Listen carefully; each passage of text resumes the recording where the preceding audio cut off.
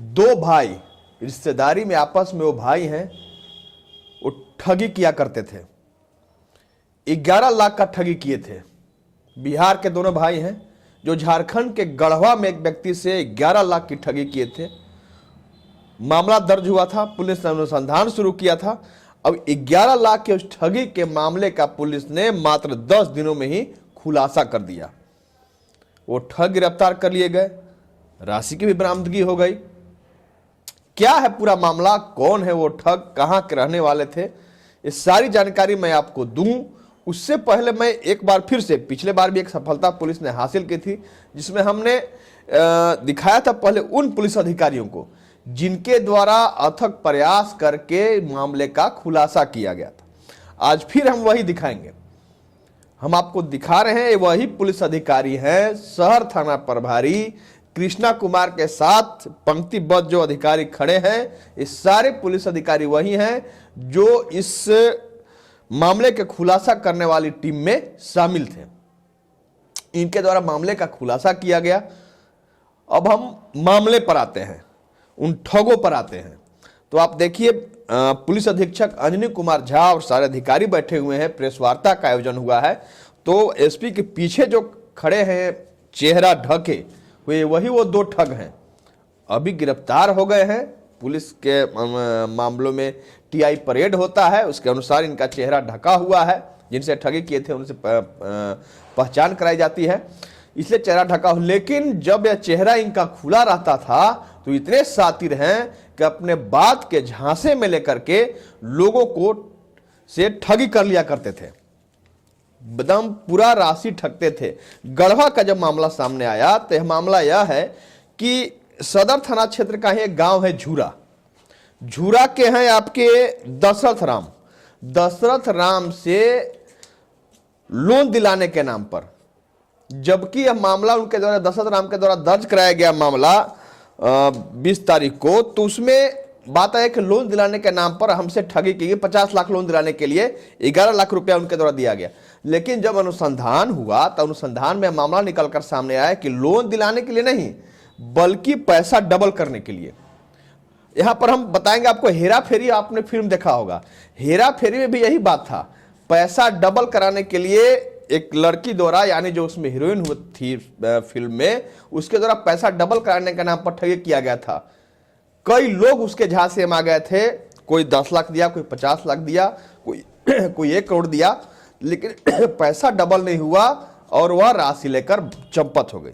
ठीक वही सिनेमाई कहानी यहां भी दोहराया गया इन दो ठगों के द्वारा।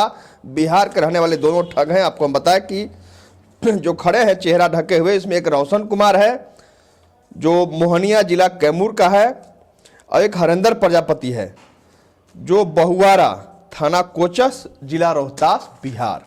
तो बिहार के दोनों ठग हैं। इनके बारे में थोड़ी कहानी हम आपको बता दें कि दिल्ली में ऑटो चलाया करते थे। वहां पर भी ऑटो में कम आमदनी होता है, बहुत लोग ऑटो चलाते हैं। तो कम आमदनी होने के सूरत में इन दोनों भाइयों द्वारा यह तय किया गया कि हम क्यों नहीं कुछ ऐसा करें जिससे ज़्यादा राशि हमारे पास आवे, ज़्यादा पैसा हमारे पास आवे। तो इनके द्वारा धोखाधड़ी किया जाने लगा।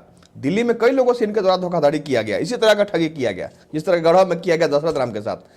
तो जब लॉकडाउन हो गया, सारा कुछ बंद हो गया, तो अपने पैतृक गाँव यानी बिहार आ गए, रोहतास आ गए। अब यहाँ पर जो उनके पास राशि आती थी धोखाधड़ी करते थे। सोचे कि यहाँ भी कर लेंगे, यहाँ पर लोग उनको जान रहे थे। धोखाधड़ी में यहाँ पर ना कामयाब होने लगे, विफल होने लगे। इन्हें सफलता हाथ नहीं आई, कुछ राशि नहीं आने लगा हाथ में, बेचैनी नहीं हुई। तब इनके द्वारा तय किया गया कि गढ़वा और पलामू चला जाए हम लोग। तो गढ़वा और पलामू में इन्होंने ठिकाना बनाया और यहाँ पे इनके द्वारा इस तरह का ठगी किया जाने लगा। कई लोगों से इनके द्वारा ठगी किया गया। जब लेकिन दशरथ राम द्वारा जब यह मामला थाने में दिया गया, गढ़वा पुलिस अनुसंधान शुरू की।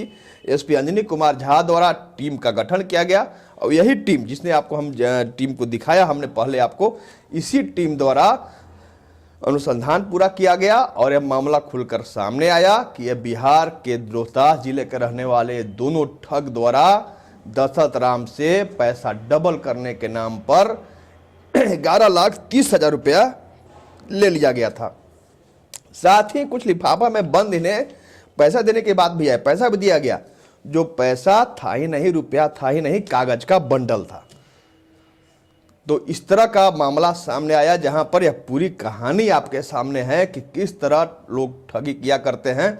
अब आइए आपको सुनाते हैं कि इस पूरे मामले के बारे में पुलिस अधीक्षक अंजनी कुमार झा ने क्या कहा, कैसे सफलता हासिल हुई, कैसे इनके द्वारा ठगी किया गया था। ये सुनिए।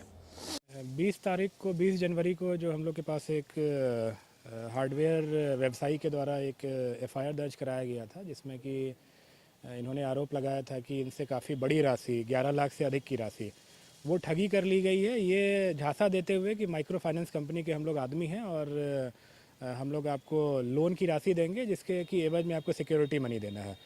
तो इन्होंने 11,30,000 रुपया दिया और बदले में इन्होंने ये कहते हुए कि एक एनवेलप के अंदर पैसे हैं ये इनको दे दिया गया। बाद में इन्होंने खोला तो इसमें उनको कागज़ के टुकड़े मिले, जिससे इनको एहसास हुआ कि फिर इनके साथ ठगी हो गई है। इस मैटर को सॉल्व करने के लिए हम लोग के द्वारा एसआईटी का गठन किया गया था, जिसने कि लगातार सभी जहाँ जहाँ सस्पिशियस मूवमेंट हो सकते थे वहाँ पर रेड किया गया। इस दौरान एक होटल भी यहाँ पर है जहाँ पर हम लोग को पता चला कि जिस दिन घटना घटित हुई है उसी दिन 2 व्यक्ति वहाँ पर आकर रुके हैं। वेरिफिकेशन में ये भी मिला कि उनका जो आधार कार्ड जो उन्होंने यूज़ किया है वो भी फॉर्ज्ड आधार कार्ड है। आगे भी हम लोग के द्वारा ट्रैक करते गए इस मैटर को और फिर हम लोग फाइनली इस कंक्लूजन पे पहुँचे कि 2 व्यक्ति हैं जो कि रोहतास और कैमूर के रहने वाले हैं। उन दोनों व्यक्ति को कल टीम भेजकर गिरफ्तार किया गया वहाँ पर लोकल बिहार पुलिस के सहयोग से, और इन्होंने घटना में अपनी संलिप्तता को भी स्वीकार किया। और इनके पास जो हमने बताया कि होटल में रहने के लिए जो फ्रॉड आईडी का यूज़ करते थे वो भी बरामद हो गया और उस बैंक के डिटेल भी बरामद हुए जिस बैंक में इन्होंने जो ये फौजी इन्होंने किया था, धोखाधड़ी किया था, उसकी राशि को इन्होंने डिपॉजिट किया था। उस राशि को भी हम लोग के द्वारा फ्रीज करा दिया गया। आपने ठगी के बारे में, इन दोनों ठग द्वारा ठगी के बारे में और पुलिस अनुसंधान सफलता के बारे में एसपी से सुना। साथ ही यहाँ पर एसपी द्वारा यह भी कहा गया, अपील भी की गई आप सभी से कि आपको फोन कॉल आता है कि आपका ओटीपी नंबर अपना दीजिए। कभी बैंक से फर्जी के रूप में फ़ोन आता है कि आपका ओटीपी नंबर चाहिए, हम बैंक फलाने बैंक से बोल रहे हैं, आपका सुधार कराना है। कभी कहा जाता है कि आपकी लॉटरी लगी है, इतना पैसा लाख रुपया है, आप जल्दी से अपना नंबर बताइए, इतना राशि जमा कीजिए। कुछ लोग झांसे में निश्चित रूप से आ जाते हैं कि हो न हो हमारे लिए लॉटरी लगी होगी और वो पैसा दे देते हैं, जबकि कहीं ऐसा कुछ बात होता नहीं है। इसलिए आपसे पुलिस अधीक्षक द्वारा अपील की गई है कि कहीं से भी ऐसी सूचना मिले तो आप पुलिस को फौरन सूचना दें और उस सूचना का आलोक में पुलिस त्वरित कार्रवाई करेगी, वैसे ठग गिरफ्त में होंगे। अब पुलिस अधीक्षक द्वारा क्या अपील किया गया, आइए आपको सुनाते हैं। हाँ, ये बिल्कुल सही बात है कि इस तरीके की जो भी धोखाधड़ी के मामले होते हैं उसमें अगर थोड़ा सा सतर्कता अपने तरफ से रखा जाए तो इस तरीके के क्राइम के शिकार होने से हम बच सकते हैं। अनेक तरह से लोगों को झांसा दिया जाता है, लोभ लालच दिया जाता है। जैसा कि आपने बताया कि मोबाइल में कुछ ओटीपी के जरिए उनसे डिटेल लिया जाता है, ये कहते हुए कि आपको कोई लॉटरी लगा है, आपको कुछ मिलने वाला है। फिर आपने देखा कि आज जैसे ये वाला है जिसमें कि वास्तव में उन्होंने कहा था कि लोन के बदले में हमने पैसा दिया था, बट इन्वेस्टिगेशन के दौरान ये बातें आई कि लोन के लिए नहीं बल्कि पैसा दुगना करने का उनको लोभ दिया गया था।